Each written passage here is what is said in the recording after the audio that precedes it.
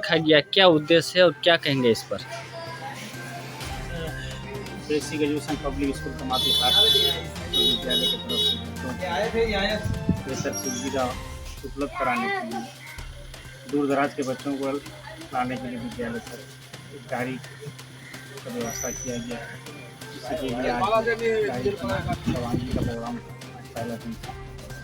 हम मुबारकबाद पेश करते हैं विद्यालय परिवार के सभी शिक्षकों को, डायरेक्टर को, समाज में एक बेहतर काम करते हैं। साथ ही साथ जो बच्चे यहाँ से फ़ायदा नहीं उठा पा रहे थे, दूर दराज के बच्चे, उनके लिए गाड़ी मुहैया कराया गया। इससे विद्यालय सुविधा हो और हमारे इलाके सुविधा में क्या क्या है? इसकी विस्तृत जानकारी तो यहाँ से प्रिंसिपल साहब देंगे। जहाँ तक समझ रहे हैं कि हमारे क्षेत्र के एतबार से बच्चों की पढ़ाई लिखाई में इसी तरह की सुविधा होनी चाहिए बच्चों की, वो सब उपलब्ध है। और जो कमी रह गई है धीरे धीरे ये लोग पूरा भी कर रहे हैं। और एक बहुत बड़ी कमी थी, जो गाड़ी नहीं था बच्चों को यहाँ तक ले जाने में, क्योंकि हर गार्जियन बच्चों को यहाँ छोड़ नहीं पाते थे, दूर दराज के बच्चे, उसके लिए गाड़ी का व्यवस्था किया। नाम क्या है? मेरा नाम सूरज कुमार सिंह है। यहाँ पर एक प्रोग्राम रखा गया, क्या उद्देश्य है और क्या कहेंगे इस प्रोग्राम को लेकर? देखिए, ये खास करके ये बेसिक एजुकेशन पब्लिक स्कूल कमाती घाट के द्वारा जो आज खास करके इस इलाके में जो बच्चों को पढ़ाने के लिए जो यातायात की जो दिक्कत होती थी, उनके लिए आज बस के उद्घाटन के लिए प्रोग्राम को रखा गया था। और आज इस बस के द्वारा इस इलाके के सभी बच्चों को एजुकेशन के सिस्टम से जोड़ा जा रहा है। और हम लोग का यहाँ तक हम लोग की जो इलाका में जो भी बच्चे एजुकेशन से दूर हैं, उनको जोड़ने की कोशिश कर रहे हैं। देखिए, हमारा इलाका पिछड़ेपन है और इसको दूर करने के लिए हमारे स्कूल में ये व्यवस्था नहीं थी, बस की व्यवस्था, क्योंकि हम लोग जिस क्षेत्र से बिलोंग कर रहे हैं उस क्षेत्र में हम लोगों को बहुत सारे कठिनाइयों का सामना करना पड़ता है।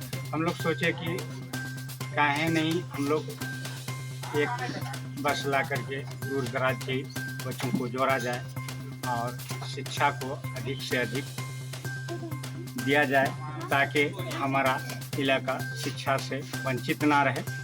हम सभी यही कहेंगे कि हमारे जितने भी बेसिक एजुकेशन पब्लिक स्कूल के प्रिंसिपल और हमारे शिक्षकगण सब हैं, हम लोग सब मिलजुल करके इस विद्यालय को आगे की ओर ले जाना चाहते हैं। और साथ साथ यही कहना चाहते हैं कि आप सबों का भी इसमें योगदान होना ज़रूरी है। कि आप सभी जितने भी बंधुगण हैं, मैं सबको धन्यवाद देना चाहता हूं। और साथ साथ ये भी कहना चाहता हूं कि आप लोगों का समर्थन ही हमारा भविष्य उज्जवल की ओर। आज आपके एक school basic education public school में एक प्रोग्राम रखा गया, क्या कहेंगे इस पर और क्या क्या है आपके स्कूल में? आज का जो प्रोग्राम है, इससे पहले सबसे पहले आप सभी प्रेस मीडिया के लोगों को मैं धन्यवाद देना चाहूँगा कि ऐसे एजुकेशन के डिपार्टमेंट में छोटे छोटे कार्यक्रम हो और आप लोगों को इन्फॉर्मेशन मिले, यहाँ तक पहुँचे हैं। आप लोग ऐसे समाज के छोटे बड़े मुद्दों को हमेशा प्रमुखता से उठाएं, ये आप लोगों को सबसे पहले मेरे दिल की गहराई से मुबारकबाद है, धन्यवाद है। आज का जो कार्यक्रम है, आपका सवाल है, आज का कार्यक्रम है न्यू बस पर हरी झंडी। जिन्होंने ये प्रोग्राम पिछले 27 सितंबर को रखी गई थी, जिसमें हमारे थाना बरवाड़ी से सीओ साहब से भी बात हुई थी।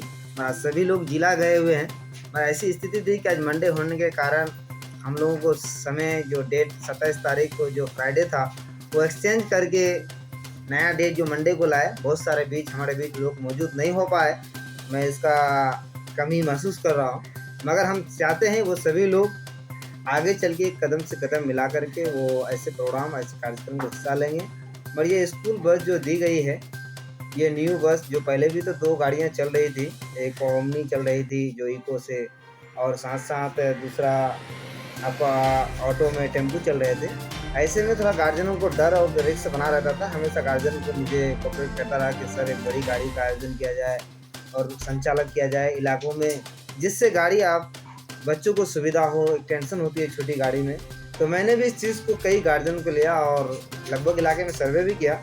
इलाके की ज़रूरत भी थी कि ट्रागाज के लिए एक न्यू बस है। इस ट्रागाज वासियों को सबको मैं धन्यवाद देना चाहूँगा कि ऐसे बस के साथ बहुत बड़ी कोऑपरेट से दिल की गहराई से पेश हो रहे हैं और लोग लंबे लोग जुड़ रहे हैं। एजुकेशन स्तर को जिस तरह हमारा ट्रागाज एक पसमानदा इलाका, एजुकेशन के पिछड़ा की कमी जो माना जा रहा है, ये चीज़ धीरे-धीरे हमको नज़र आ रहा है कि जो हम जब यहाँ 2018 से बैठे हैं, हर एक तरह का लोगों से मामला से पेश आए, हर तरह की समस्याओं को देखे हमने।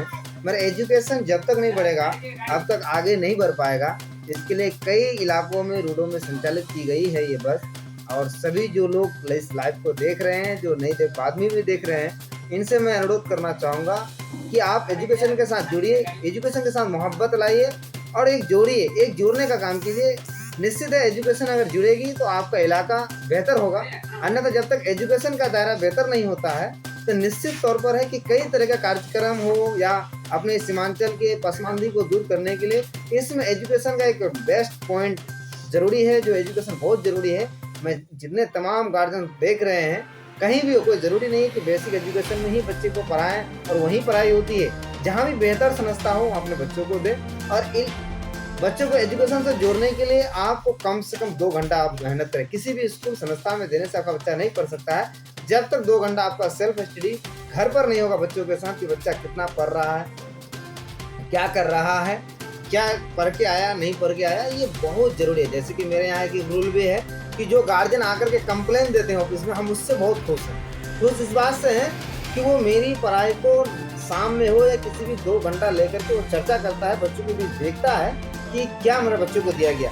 अगर मेरे टीचर द्वारा, मेरा टीम द्वारा कुछ कमी भी हुआ है तो उसको अगर यहाँ कंप्लेन देते तो हम लोग उसको तुरंत उसको सुधारने का प्रयास करते हैं कि ज़्यादा से ज़्यादा बच्चों को लाभ मिले और बच्चों को अच्छे एजुकेशन दिया जाए। जो भी बाकी हर सुविधाएं दी गई है आपके इलाके में, एक ट्रागाज इलाका ऐसा इलाका है कि जहाँ कोई भी लोग कोई बड़ा काम करने से डरते हैं। निश्चित तौर पर इन समाज के कोऑपरेट और प्यार ने मुझे यहाँ तक लाया है।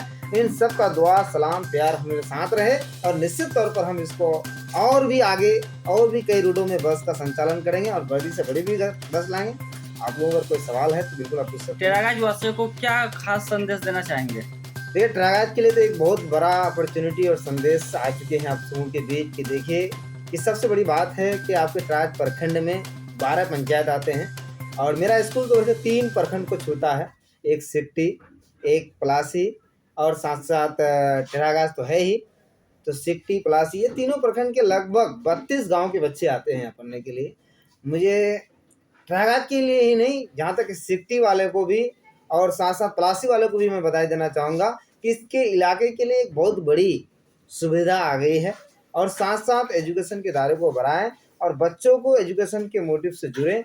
ये एक बेहतर होगा। जब तक अगर वो एजुकेशन से नहीं जुड़ेंगे उसका घर, उसका परिवार नहीं, पैसा कितना कमा ले, दौलत कितना हो जाए, अगर एजुकेशन नहीं है तो सब सुविधा है। और क्या कहेंगे, कितना क्लास से लेकर कितना क्लास तक पढ़ाई होता है? देखिए, मेरे school basic education public school कमाती हाट में जो सुविधाएं हैं वो तो हर तरफ का सुविधा है।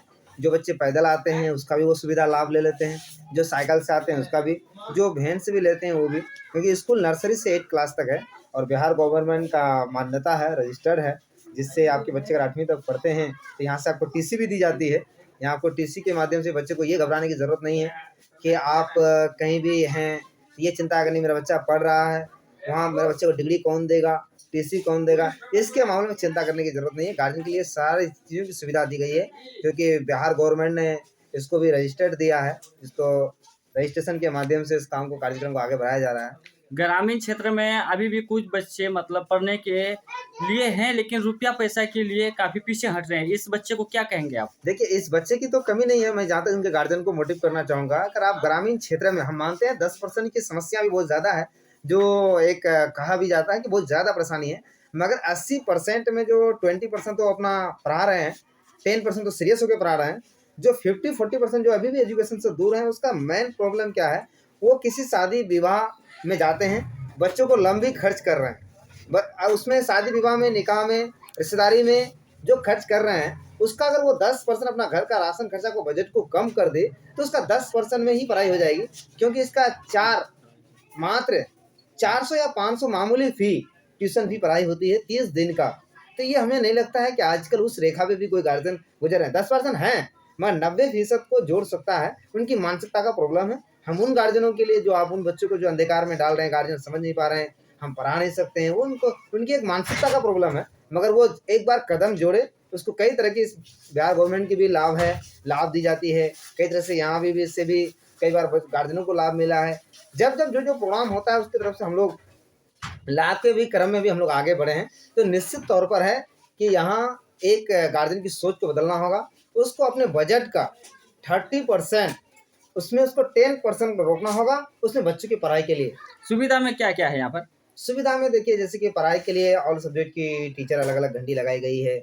जहाँ तक कि 3 घंटे के बाद 15 मिनट से 30 मिनट का लंच टाइम दिया जाता है, आधा घंटे का। आधे घंटे का लंच टाइम के बाद फिर बच्चों को 2 घंटी लगाई जाती है। इसमें क्विज़ कॉम्पिटिशन कराया जाता है। मॉर्निंग 8 बजे स्कूल है, 8 साढ़े 8 बजे से बच्चे को प्रेयर कराई जाती है। प्रेयर में प्रत्येक बच्चे कोटेशन देते हैं, फिर अपना पीटी और प्रेयर करते हैं। उसके बाद फिर 5 घंटे की पढ़ाई होती है, लंच होती है, फिर क्विज़ कॉम्पिटिशन में प्रत्येक देश दुनिया का करंट अफेयर क्वेश्चन को चलाया जाता है। इस क्वेश्चन को बच्चों को पूछा जाता है, जिससे बच्चे इस पे सवाल का जवाब देते हैं और उसको चलते हँसते-खेलते भी पढ़ते हैं। जैसे कि जिले में कई स्कूल हैं जहाँ पर हॉस्टल की सुविधा है और कहीं-कहीं पर ऐसा है कि हॉस्टल की सुविधा है। आपके स्कूल में क्या है? देखिए, मेरे यहाँ भी बेसिक एजुकेशन पब्लिक स्कूल के साथ-साथ डायमंड बॉयज़ हॉस्टल की सुविधा है, गाड़ी की सुविधा है और साथ ही साथ तो जो 8, 9, 10 के बच्चे हैं जो बोर्ड के लिए इधर-उधर भटक रहे हैं, जो सही तैयारी नहीं मिल पा रही, उसके लिए भी सुविधा है। 8, 9, 10, 12 तक की यहाँ बोर्ड की तैयारी भी कराई जाती है, 2 घंटा ट्यूशन के टाइम पर सुबह-शाम।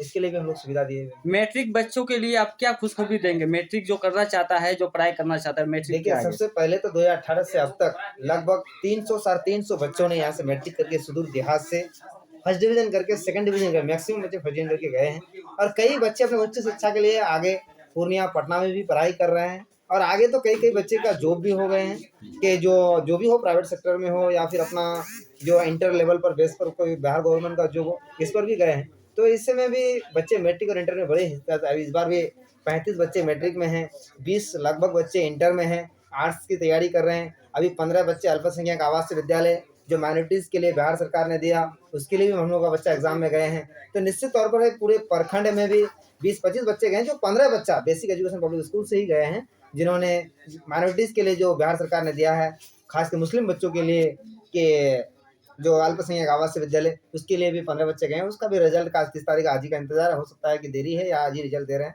ये तो अभी ऊपर से ही बात पता दीनी लगेगी। तालीम बच्चों के लिए क्या? देखिए, दीनी तालीम को लेकर के हम लोगों का हॉस्टल में तो बहुत एक प्रकार का हाफ़िज़ है।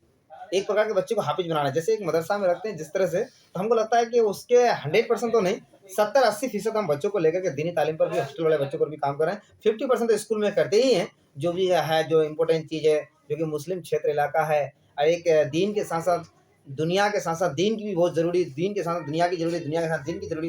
तो इसके लिए जो सवाल है आपका बहुत बड़ा कीमती सवाल है कि हम लोग 2-2 हाफ़िज़ रखे हुए हैं। इसमें कलाम पाक और जहाँ तक उर्दू की हो और बाकी हदीस, दीन हदीस की बातें हों, कलमा की बातें हों, जो फैक्ट इस्लाम के लिए मुख्य चीज़ें हैं, वो चीज़ तो हम लोग देते हैं। बाकी उसको अगर 100% हाफ़िज़ बनाना है तो उसके लिए हमारे इलाके में कई मदरसा भी हैं, वहाँ भी गार्जियन जा सकता है, जो जिसको फुल्ली मदरसा में हाफ़िज़ बनाना हो।